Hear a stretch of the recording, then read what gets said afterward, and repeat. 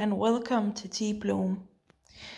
Today we are going to tackle another top 10 of the original charms.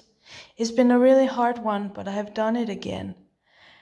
And remember that this is my choices and it's okay if you don't agree. Charm is a show about three sisters, Prue, Piper and Phoebe Hellfire, and later on Paige Matthews. Let's begin.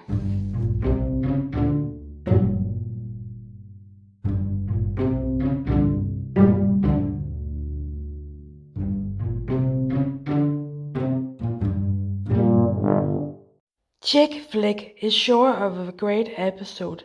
Such a great episode that a reboot of Charm even tried to do their own spin of it. But nothing can beat the classic Charm episode. In the episode, the sisters must face a demon living inside classic horror movies and using the characters from these movies to kill people. It's funny, a little bit scary, and just one of a kind of episode.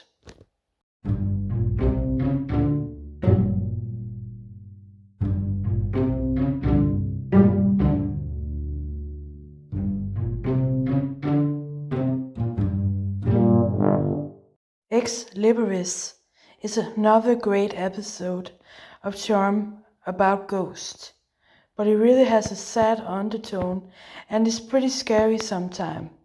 In the episode, the sisters has their own three storylines that somehow gets together in the end.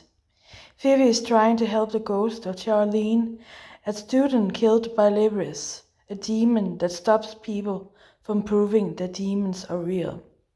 Prue is obsessed by a grieving father looking for justice for his murdered daughter, and Piper learns that Leo was married in this human's life and meets his widow.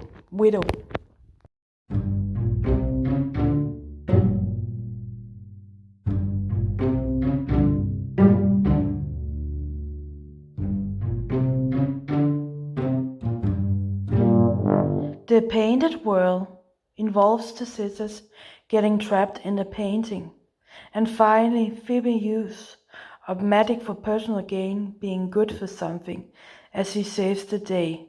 A great classic, and an episode that the reboot also took from.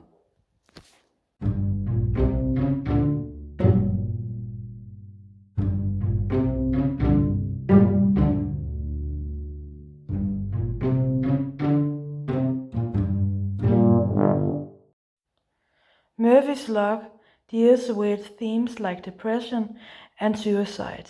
Prue is trying to help a woman named Maggie Murphy. The now famous actor Amy Adams plays this role, from committing suicide.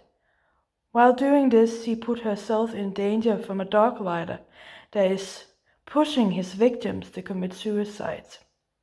It's really hard to see the always strong, unstoppable Prue slowly starting to doubt herself and go into depression.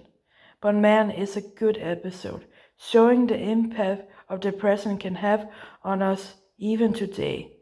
Side story, we also really get to see Leo struggle with being a human, as he feels he can't help the sisters and Prue, and this leads to him regaining his powers to save her.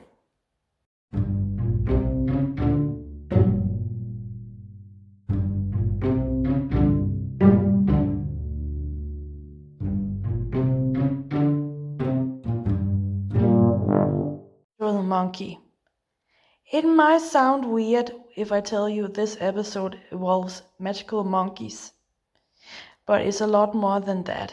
It's a great episode where Piper shows a lot of emotions as she tries to save the doctor that helped her when she was ill.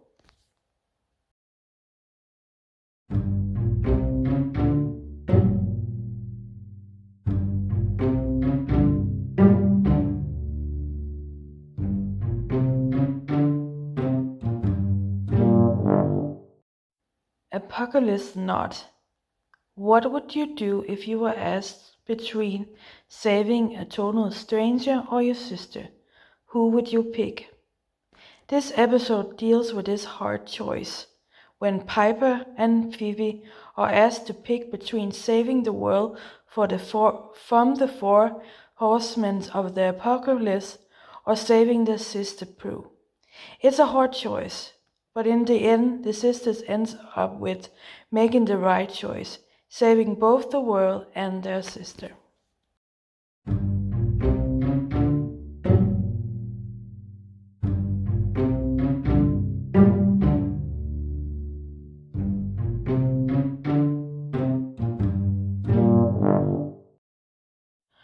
P3H2O. In this episode, the sisters finds out that their mother's drowning accident was not really an accident, but she was killed by a water demon. Piper finds out that her own choices of men, like falling in love with a white lighter, is very similar to her mother, and we meet for the first time the former white lighter, Sam, Page's father.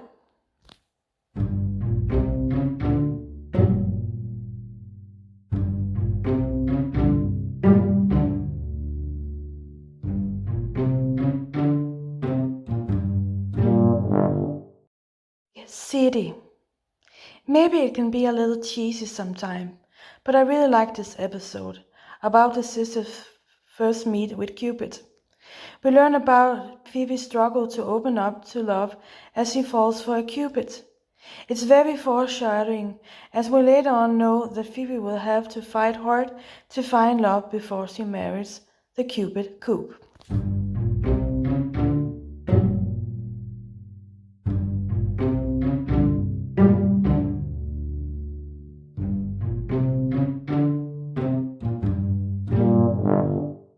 Miss Hellfire. I love some sexy Prue. In this episode, we once again come face to face with the demon of fear, Barbas, as Prue goes undercover as an assassin to find out who tried to kill her and her sisters. Prue gets help from Dale, that recently had found out about magic to protect her with. It's just great to see Prue loosen up and get on her wild side.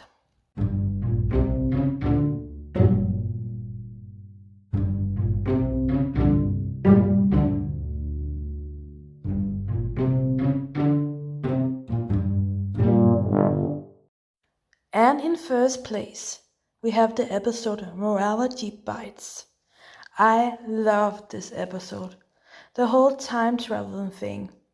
The apocalypse future where all witches are hunted. Seeing the girls learn about their future self. But most of all, I loved the morale of the story. About Phoebe's future self using her powers for revenge to kill a man. It shows that even the charmed ones has to stand up for their wrongs, and man, Phoebe does that as a champ. That was it for this time. I hope you liked this video, and if you do, please subscribe or give a like. Please write in the comments section if there's another episode from the season of 2 that you think should have been on this list. Also remember that every photograph or picture I've used in this video is not my own, but is owned by the TV show's runners and channel. We see you next time. Goodbye.